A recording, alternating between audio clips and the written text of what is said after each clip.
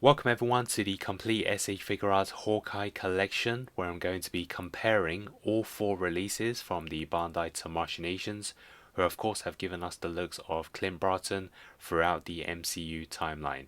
So we have the four figures from the Avengers movie titles he featured in.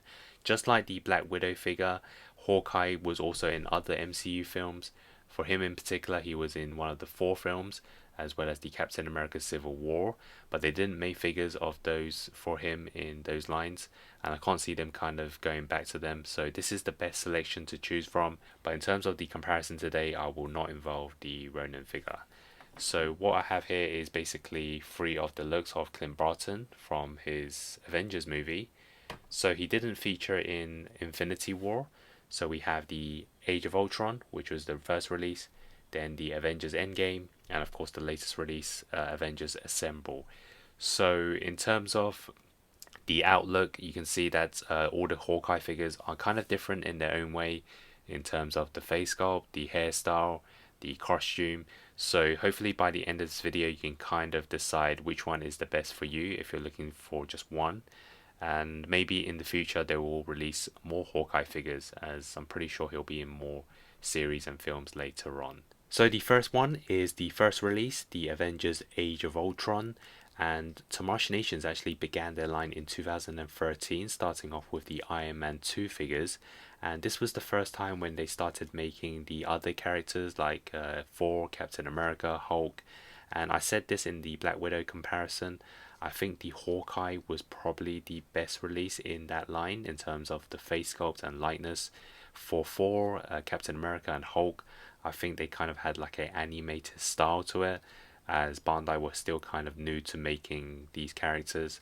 But you can see for Hawkeye, in my opinion, is probably one of the better ones in terms of the realism of the face sculpt. And you can see that he is rocking his long coat that he wore in the film, and it has the purple designs. And I think at some point Hawkeye did also have sleeveless look in that film, but they've decided to go for the long sleeves. And then you can see on the back it does have the quill, and it is actually movable and removable. So what I like about this figure over the other Age of Ultron lines is it's probably the best in terms of the face sculpt. We have the Avengers Endgame, because of course he wasn't in Infinity War, and this one you can see they've kind of changed up his look. I think a lot of people were talking about Hawkeye's hairstyle in that film. I'm going to be a bit picky here and say that the hairstyle in the S.H. Figuarts isn't as long as what we saw in the film. I think it could have been better, but in some angles you can kind of see the mohawk and then the shaved sides, but I feel that the hairstyle could have been slightly better. As for the face sculpt, you can see that it's a lot different to his Age of Ultron look. You can see that both face sculpts are pretty good. And this one I do kind of like the look, as he is dressed up in kind of like a full black with gold designs. You also have like a knife attached to the right leg, and this is just for display. There is no way of removing or taking out the knife.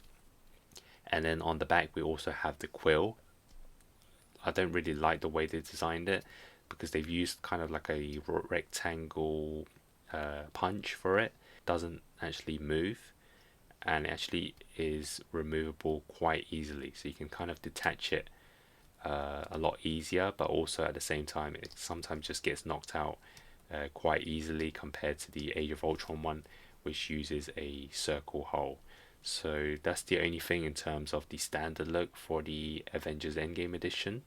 And then of course the latest release is the Avengers Assemble edition. Just like Black Widow, we finally get the classic 2012 look. And of course, in terms of the paint, the sculpt, the lightness, I think it's the best Hawkeye to date. And I think after adding this to my collection, I'm pretty satisfied with my Hawkeye collection, even if I don't pick up any future ones, because I feel that this is his most classic look. So not just only we have the different hairstyle, the color of the hairstyle, I think the face sculpt is probably the best. You can see it's a totally new one compared to the other previous releases. We also have the shield logo, and I think the way they've sculpted the costume is pretty good as well. And of course we have the sleeveless look, which is pretty iconic, and just the rest of it is actually really detailed. And as for the quill, they've gone back to the Age of Ultron design, which is used a circle one. so that allows the quill to kind of rotate in different angles for different poses, and it doesn't detach very easily like the Endgame edition. So now we can move on to the accessories. Of course, all three Hawkeyes started off with the closed fist. In terms of the alternate hands, all three of them does include a set of open palms.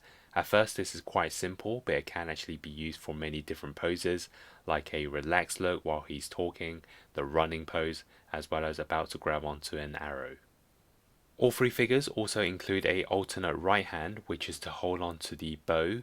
For the Age of Ultron and Endgame edition, the right hand is already attached to the bow, which is not removable, whereas the latest release, the Avengers Assemble edition, is actually a separate hand, which is used to hold on to the bow. All three figures also have the bow with the arrow attached to it. Just like previously, the Age of Ultron and Endgame edition, it already has the right hand attached to it, which is not removable, whereas the Avengers Assemble one, you use the same alternate right hand to hold on, this time with the bow with the arrow. As for the left hand, all three figures include one which is shaped for him to hold on to the bow and pull the arrow back. And here is all three Hawkeye figures with its signature pose.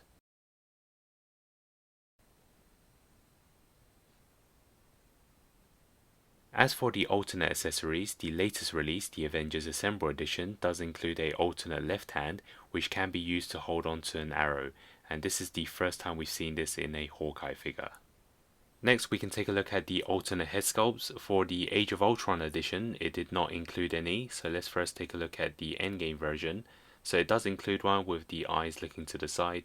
It isn't much of a change to the original, but I guess it's better than nothing. And for the Avengers Assemble edition, it does include one with the sunglasses, which looks pretty nice, and also one with which looks like a possessed eyes with the mouth open, which may be related to the part when Loki uses the scepter to kind of hypnotize Hawkeye. So now let's move on to the head swaps. So I'm going to put the latest Avengers Assemble original head on the previous costumes. So let's start off with the Age of Ultron edition. So even though this one did not include a alternate head sculpt, when you pull it out it does have the peg attached onto it, unlike the Black Widow version. So this one does actually sit on top, so you can see that it does kind of work. And then for the Avengers Endgame, and it also attaches on, which is pretty good as well. And of course let's test it out on the Ronin figure.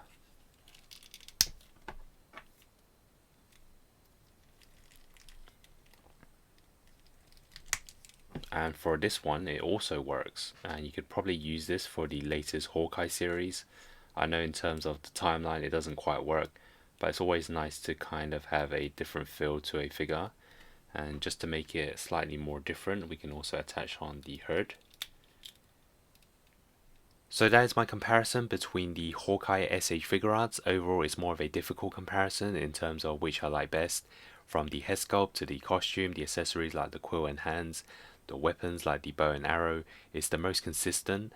And what I mean by this is whether you pick up the Age of Ultron, Endgame or the Avengers Assemble edition, you can pretty much throw this figure into your S.H. Figuarts Avengers collection and it would still work. Of course there are some differences, like the latest Avengers Assemble, you do get the separate hand from the bow and arrow, although it's not really going to affect the way the figure looks and works. And the only bonus for this release is that you do get the most alternate head sculpts and you also get the extra separate arrow. But all in all, it's a tough choice since some people made like the long sleeve look in the Age of Ultron, some like the hairstyle of the Mohawk in the Endgame, and some just want the classic look in the latest Avengers Assemble.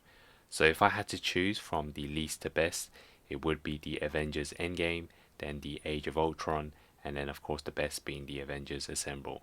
And this is more to do with the look and the costume rather than the actual accessories and the sculpt.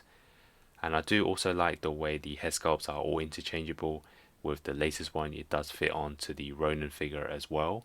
So overall I think Tamashinations have done a great job in all the Hawkeye releases, and let's hope if they do release future ones it will be just as good.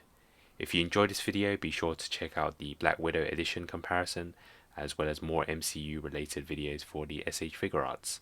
Thanks for watching and I hope you enjoy the Hawkeye series.